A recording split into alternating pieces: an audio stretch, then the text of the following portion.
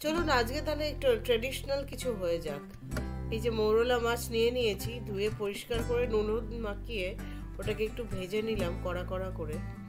আর এইখানে আমি সর্ষের তেলে পুরো রান্নাটা করছি।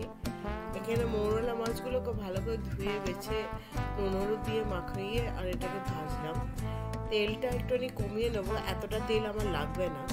এবার এখানে কালো জিরে ফোড়ন, সর্ষে ফোড়ন, যা আপনার কাছে অ্যাভেলেবেল থাকবে আপনি সেই ফোড়নটাই দিতে পারেন।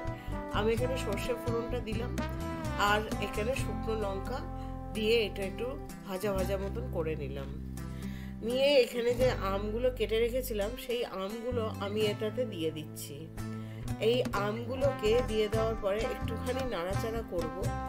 একটুখানি নাড়াচাড়া করে নিয়ে এর মধ্যে আমি নুন আর হলুদটা দিয়ে দেবো।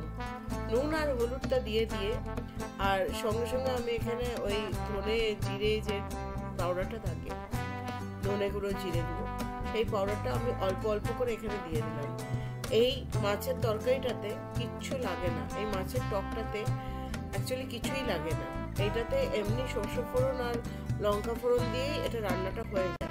কিন্তু নুন হলুদ আর ধনে জিরে গুঁড়োটা আমি ইচ্ছে করেই দিলাম যাতে একটু টেস্টটা ভালো করে আসে। দেখুন আমার আমগুলো কিন্তু খুব তাড়াতাড়ি সেদ্ধ হয়ে গেছে। এখানে আমি এই মাছটা যে আমার রাখা ছিল ভেজে, সেই মাছটা আমি এখানে দিয়ে দিলাম।